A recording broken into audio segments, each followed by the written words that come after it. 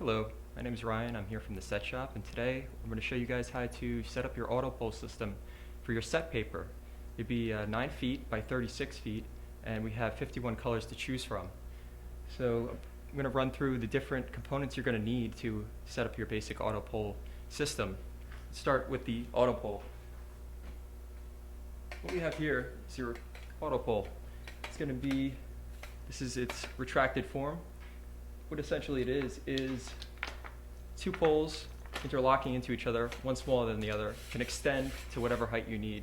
What you're supposed to do is wedge it between the ceiling and the floor with these stoppers here. We have a lever that's going to lock it in place. It's also going to push it up just like slightly, just so it gives that really, really tight grip between the ceiling and the floor, because you don't want any movement at all, especially in a photography shoot. That'd be very bad. Okay, so that's your basic component right there, the AutoPole.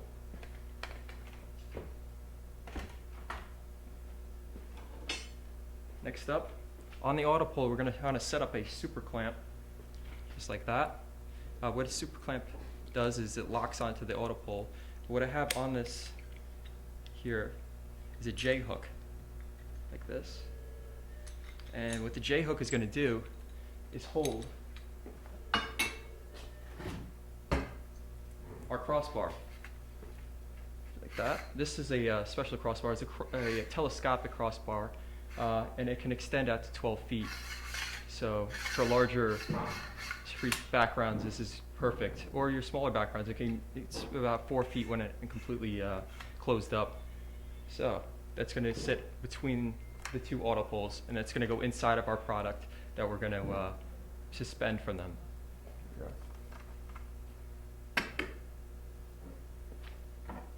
Next up, it's going to be your A-clamp. Just your basic clamp. This is mostly for just keeping your item where you want it to be after the setup. You don't want your paper moving at all. So we're going to lock it into place with just your basic A-clamp. This is a 2-inch, just like that. Now some problems you guys might face would be that you don't have a ceiling or a floor that you can get to. So we have a couple solutions for you. First up would be your tripod solution, just like so. What happens here is the AutoPole sits right in the center of this, and it's going to stabilize it. You can have this freestanding anywhere once locked in position. It's very stable. It's ready to go just as is. It's specifically designed for the AutoPole system. Next, I have a round base, which is just like this. This is a peg that sits inside the AutoPole. This is maybe 30 pounds. It's going to be very stable. It's not going to move much at all. And this could also be freestanding. You don't need a ceiling. You could just have this set up anywhere you'd like. And last but not least, I have my seamless paper, and I've chosen my chroma green. There's a lot of uses for chroma green, especially in film and video.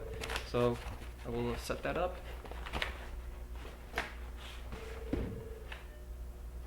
Okay. I'm going to do a step-by-step setup of our AutoPole system, starting with the AutoPole. First off, we have the AutoPole. I'm going to choose my designated area where I want to set this up, which is right here. This is in its unlocked position. I'm going to extend this up to the ceiling.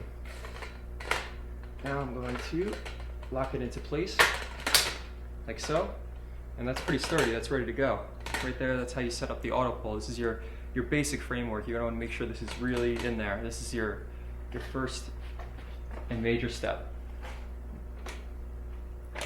Take this other one here, just set it up like so in the a little over 9 feet away to fit my seamless.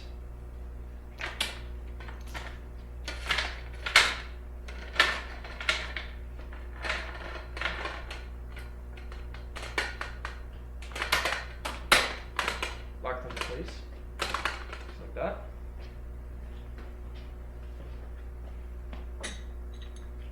Next, I'm going to take my super clamps we talked about with the J-hook fitting that's inside of it, just like that. It says it's open, it's ready to go. Choose my designated height here. Say right about there is fine for me. Tighten it up like so. It has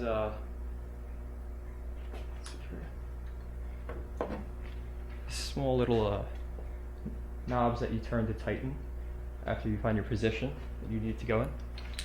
Do the same over here.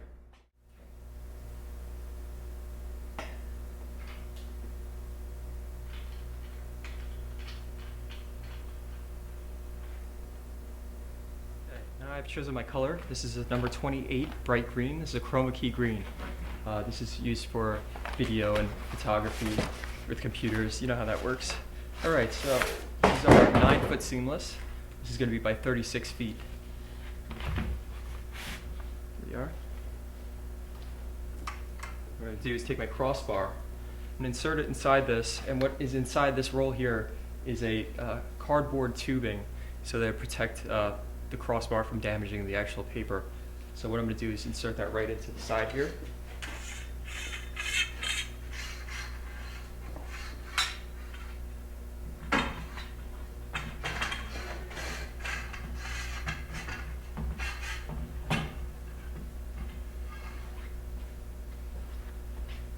Okay, just like that. Now this is a lot easier with 2 people, but this is pretty much how it wants to go. You want to lift it completely vertically. You don't want to tilt it because the crossbar will fall out. And we just lift it right up into your J hooks, like so. Just like that. It's pretty much locking in the position that we have here. I like it right there. I don't want it to go any further over. So the A-clamp goes right on this bar, the crossbar, right where I want that to stay. I'll do it for both sides here.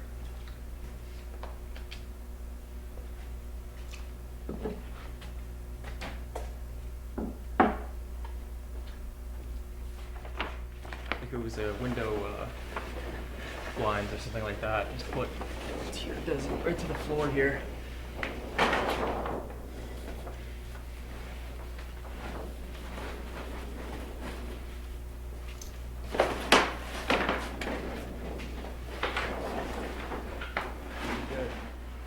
Really setting it up now. We got some A-clamps, 2 more. What I'm going to do with these is I'm going to put them actually inside the paper so that I don't want it to unroll anymore if somebody steps on it or anything like that. So I want it to stay in position. Just like that. Put it inside the paper, clamp it there.